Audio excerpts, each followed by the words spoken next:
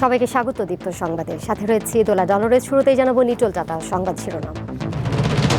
সাগরে লঘুচাপ, বন্দরে ৩ নম্বর সতর্ক সংকেত। ৩ জুলাই পর্যন্ত সারা দেশে ভারী বৃষ্টির সম্ভাবনা। তারের জঞ্জালে নষ্ট হচ্ছে রাজশাহী নগরীর সৌন্দর্য। শর্ট সার্কিট সহ প্রায়ই ঘটছে নানা দুর্ঘটনা। কক্সবাজারে আনসার আল ইসলামের ৩ সদস্য গ্রেপ্তার, বিস্ফোরক তৈরির ম্যানুয়াল উদ্ধার।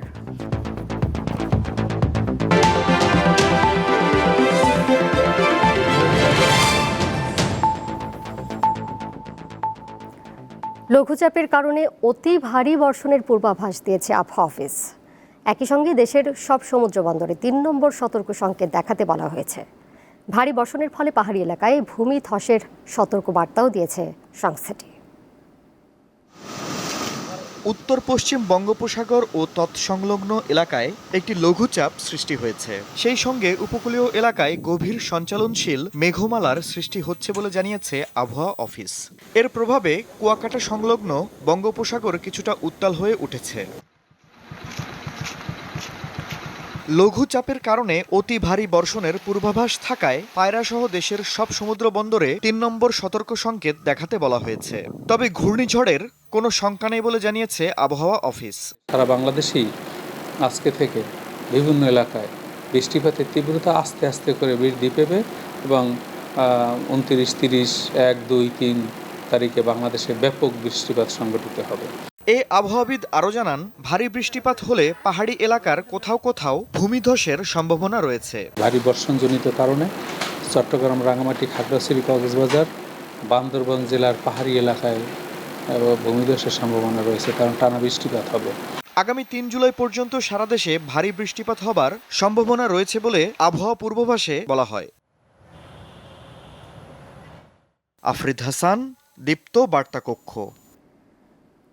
ভারত বিরোধিতার নামে বিএনপি আবারও ভুল পথে হাঁটছে বলে মন্তব্য করেছেন আওয়ামী লীগের সাধারণ সম্পাদক ওবায়দুল কাদের। দলটির প্রতিষ্ঠাবার্ষিকী উপলক্ষে সকালে বাইসাইকেল র্যালির উদ্বোধন অনুষ্ঠানে তিনি কথা বলেন। জানান, দেশের স্বার্থ বিকিয়ে দিয়ে বঙ্গবন্ধু কন্যা কিছু করেন না।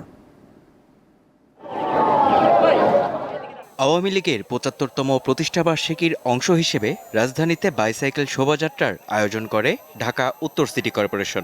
এটি মানিক মিয়া এভিনিউ থেকে শুরু হয়ে বিভিন্ন সড়ক প্রদক্ষিণ করে ধানমন্ডির ৩২ নম্বরে গিয়ে শেষ হয়। সেখানে জাতির পিতা বঙ্গবন্ধু শেখ মুজিবুর রহমানের প্রতিকৃতিতে ফুল দিয়ে শ্রদ্ধা জানান আওয়ামী লীগের নেতৃবৃন্দ। শোভাযাত্রার আগে দেয়া বক্তব্যে ওবায়দুল কাদের বলেন, বিএনপির কর্মসূচির পাল্টা কোনো কর্মসূচি আওয়ামী লীগ দিচ্ছে না।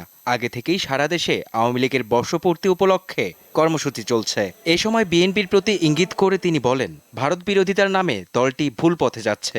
যারা আজকে প্রতিদিনই ভারত বিরোধিতার নামে আজকে আন্দোলনের ইস্যু খোঁজার চেষ্টা করছে, তারা আবারও ভুল পথে হাঁটছে। তিনি বলেন, বিদেশে আওয়ামী লীগের কোনো প্রভু নেই, বন্ধু আছে।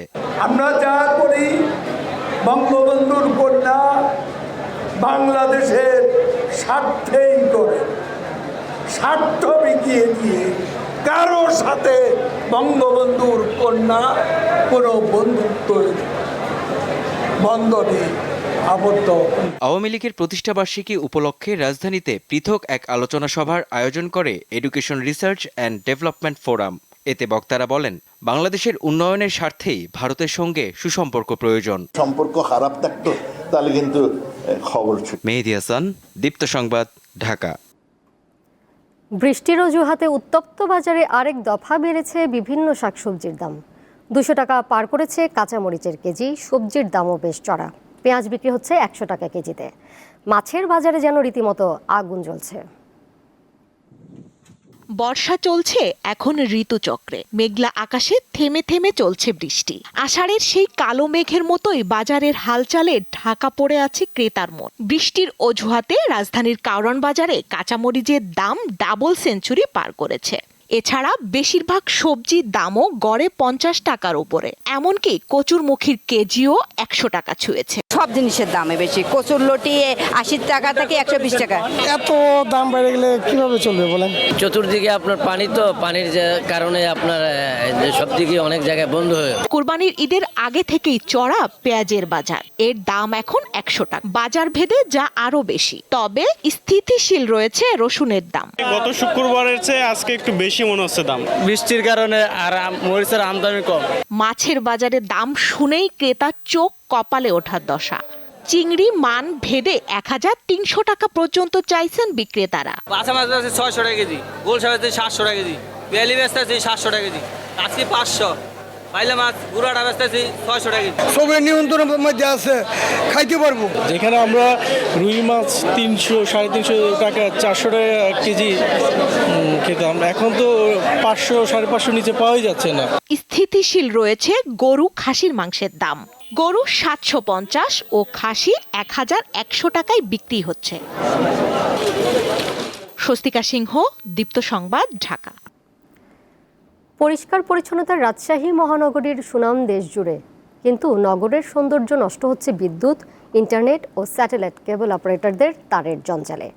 এ কারণে আর্থিং, শর্ট সার্কিট সহ প্রায়ই ঘটছে নানা দুর্ঘটনা। রাজশাহী সিটি কর্পোরেশনকে প্রয়োজনীয় ব্যবস্থা নেওয়ার দাবি জানিয়েছেন মহানগরবাসী। ফুটপাত ও সড়ক ঘেঁষে বিদ্যুতের খুঁটি ও ল্যাম্পপোস্টে ঝুলে আছে বিদ্যুৎ, ইন্টারনেট ও স্যাটেলাইটের কেবল অপারেটরদের তার।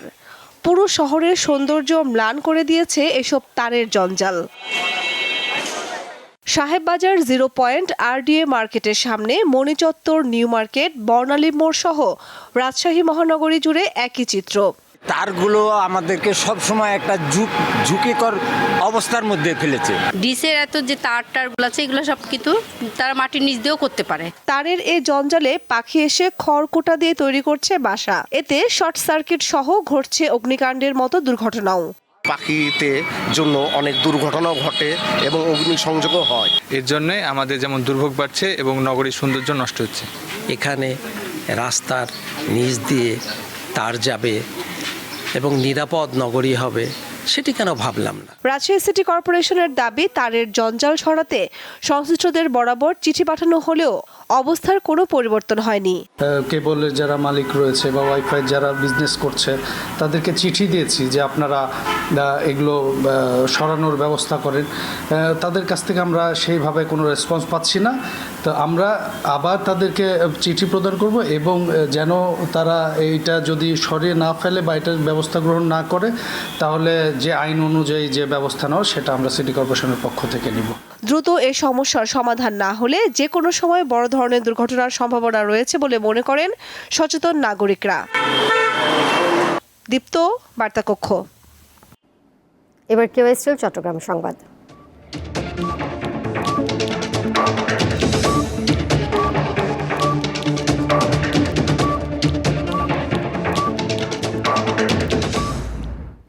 কক্সবাজারে নিষিদ্ধ জঙ্গি সংগঠন আনসার আল ইসলামের 3 সদস্যকে গ্রেপ্তার করেছে র্যাব। এ সময় তাদের কাছ থেকে উগ্রবাদী বই, লিফলেট ও বিস্ফোরক তৈরির ম্যানুয়াল উদ্ধার করা হয়েছে।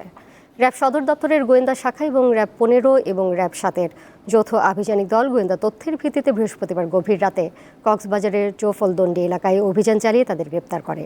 তারা কক্সবাজারে একজন বিশেষ গুরুত্বপূর্ণ ব্যক্তির সাথে বৈঠকের জন্য এসেছিল বলে জানান র্যাব।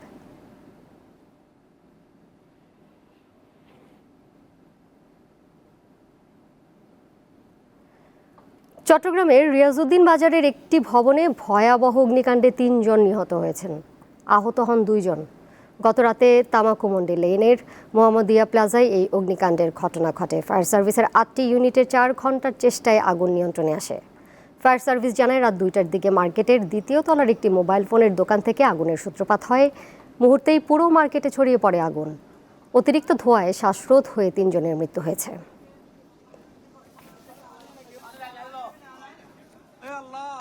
দোকানে কাজ করে একটু আগুন লাগলে আমরা বেরোতে পারবো না, আমাদের জীবনের নিরাপত্তা নেই। তো এখন আমরা নিরাপত্তা চাই। ফায়ার সার্ভিস অনায়াসে ঢুকবে, ফ্রিলি ঢুকবে, একটা অগ্নি নির্বাপনে একটা বাধা একটা করবে, এটা সুযোগ আসলে বাধাগ্রস্ত হয়। এখানে ধার্য বস্তু, কারণ মোবাইলে প্লাস্টিক, পলিথিন এবং ব্যাটারি, বারুদ, হ্যাঁ, এই ধরনের কেমিক্যাল থাকে এখানে। আমরা যখন নির্বাপন করি তখন মানে খুব কিছু কিছু ব্যাটারি ফ্ল্যাশ লাইট করছে, এই একটার সাথে আরেকটা লিঙ্ক, একটার সাথে একটা, যার জন্য এই ধোয়ার জন্য এখন ঢুকতে পারে না, কারণ ধোয়া বাইরে হওয়ার কোনো রাস্তা নেই। আমাদের লোকজন অনেক, আমরাও অনেকটা হতাহত হয়েছি, হতাহত বলতে ধোঁয়ায় এফেক্টেড হয়েছে আর কি। শিল্প সংস্কৃতিতে অবদানের স্বীকৃতিস্বরূপ চট্টগ্রামের 5 গুণীজনকে জেলা শিল্পকলা সম্মাননা প্রদান করেছে জেলা শিল্পকলা একাডেমি চট্টগ্রাম। গুণীজনরা হলেন কণ্ঠসঙ্গীত বিভাগে বীর মুক্তিযোদ্ধা জয়ন্তী লালা, চারুকলা বিভাগে চন্দ্রশেখর দে, ফটোগ্রাফি বিভাগে মওদুদুল আলম, নৃত্যকলায় স্বপন কুমার দাস এবং নাট্যকলায় শুভ্রা বিশ্বাস। বৃহস্পতিবার সন্ধ্যায় চট্টগ্রাম জেলা প্রশাসক আবুল বাশার মোহাম্মদ ফখরুজ্জামানের সভাপতিত্বে অনুষ্ঠানে প্রধান অতিথি ছিলেন সংস্কৃতি বিষয়ক মন্ত্রণালয়ের সচিব খলিল আহমদ। চুয়াডাঙ্গার দর্শনার কেরো অ্যান্ড কোম্পানির ডিস্টিলারি বিভাগ থেকে প্রায় 13,000 লিটার ডি-নেচার্ড স্প্রিট গায়েবের অভিযোগ উঠেছে। এই ঘটনায় 4 সদস্যের তদন্ত কমিটি গঠন করা হয়েছে। ডিস্টিলারি বিভাগে বন্ডেড ওয়্যারহাউসের ইনচার্জ জাহাঙ্গীর হোসেন জানান, তিনি দায়িত্ব বুঝে নেওয়ার সময় ডি-নেচার্ড স্প্রিট 3 নম্বর ভ্যাট গোডাউনের গভীরতা পান 109 ইঞ্চি, যার বাস্তবিক মজুদ 35,500 লিটার, কিন্তু হস্তান্তর তালিকায় মজুদ দেখানো হয় 39,700 লিটার। 7 নম্বর ভ্যাট গোডাউনে সরেজমিনে গভীরতা 53 ইঞ্চি, যার বাস্তবিক মজুদ 4,800 লিটার, কিন্তু হস্তান্তর তালিকায় মজুদ দেখানো হয় 13,700 লিটার। এছাড়া 10 নম্বর ভ্যাটেও 4 ইঞ্চি গভীরতার স্প্রিন্ট কম মজুদ আছে বলে জানান ওয়্যারহাউসের ইনচার্জ।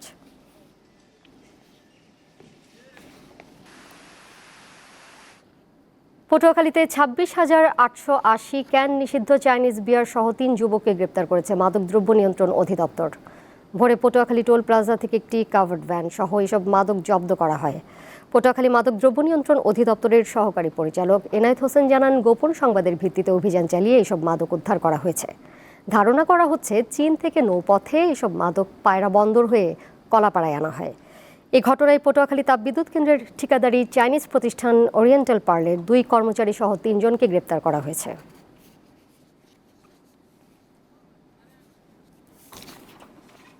প্রবল বৃষ্টির মধ্যে ভারতের দিল্লি বিমানবন্দরে টার্মিনালের ছাদ ধসে একজনের মৃত্যু হয়েছে। স্থানীয় সময় শুক্রবার ভোরে ইন্দিরা গান্ধী আন্তর্জাতিক বিমানবন্দরে 1 নম্বর টার্মিনালের ছাদের কিছু অংশ এবং কয়েকটি বিম ভেঙে পার্কিং এলাকার যানবাহনের উপর পড়ে। এতে একজন প্রাণ হারান, আহত হন অন্তত 6 জন। দুর্ঘটনার পর নিরাপত্তার স্বার্থে ওই টার্মিনাল থেকে সব ধরনের বিমানের বহির্গমন এবং চেক ইন কাউন্টার সাময়িকভাবে বন্ধ রাখা হয়। টানা 2 দিন ধরে প্রবল বৃষ্টি হচ্ছে দিল্লিতে। এতে দাবদাহ কমলেও রাজধানীর অনেক এলাকায় তৈরি হয়েছে জলাবদ্ধতা। ফিলিস্তিনের অবরুদ্ধ গাজা শহরের কাছে হামলা চালিয়েছে ইসরায়েল। হামলার আগে ফিলিস্তিনিদের দক্ষিণ গাজায় সরে যাওয়ার নির্দেশ দিয়েছে ইসরায়েলি সামরিক বাহিনী।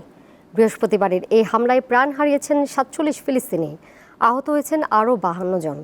ওই অঞ্চলের রাফা শহরে ফিলিস্তিনি সশস্ত্র গোষ্ঠী হামাসের যোদ্ধাদের বিরুদ্ধে স্থল ও আকাশপথে হামলা চালাচ্ছে সেনারা। এই নিয়ে গাজায় নিহতের সংখ্যা 38,000 ছুঁই। এদিকে গাজায় ধ্বংসস্তূপের নিচে হাজার হাজার নিখোঁজ শিশুর লাশ রয়েছে বলে মন্তব্য করেছে ইউনিসেফ। এছাড়া সেখানে প্রতিদিন গড়ে 10 জন শিশু পঙ্গু হয়ে যাচ্ছে বলে দাবি করেছে জাতিসংঘ।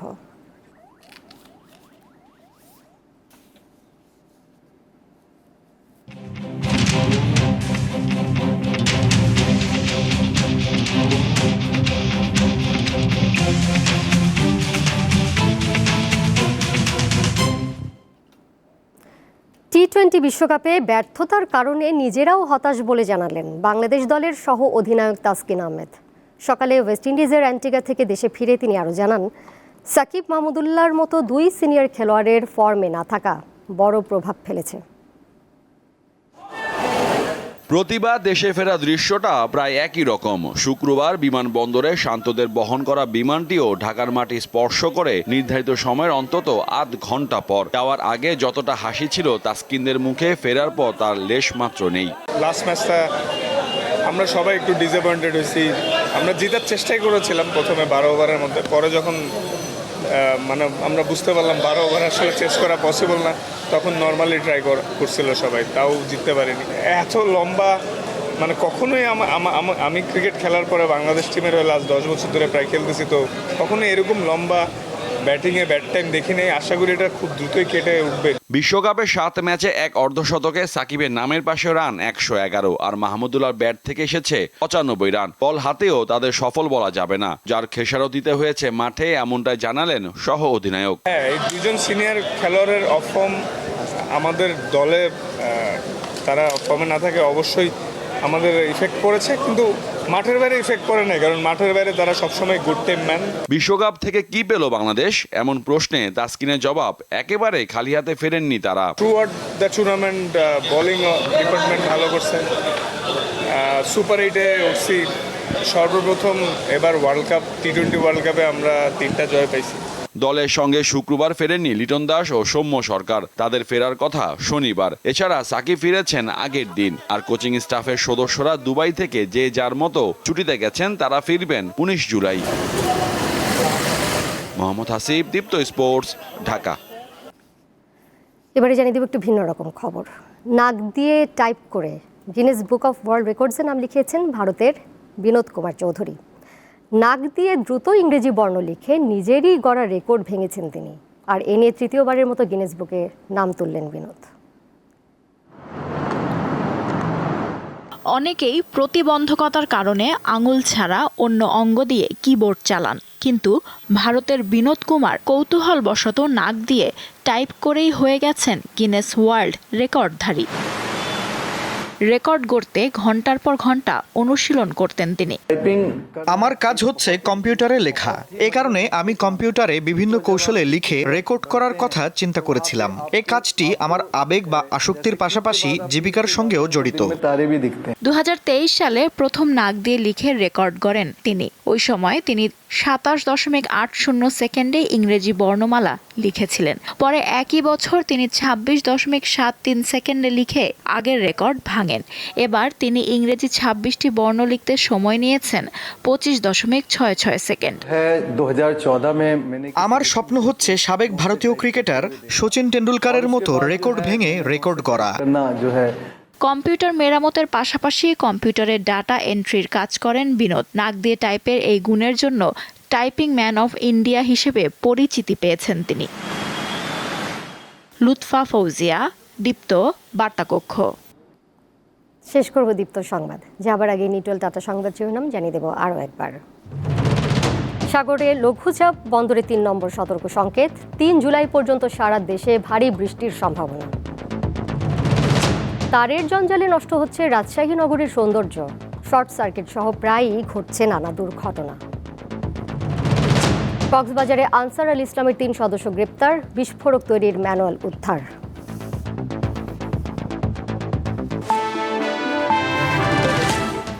এই ছিল এখনকার মতো। পরের সংবাদ সন্ধ্যা 6টা 50 দেখার আমন্ত্রণ রইল।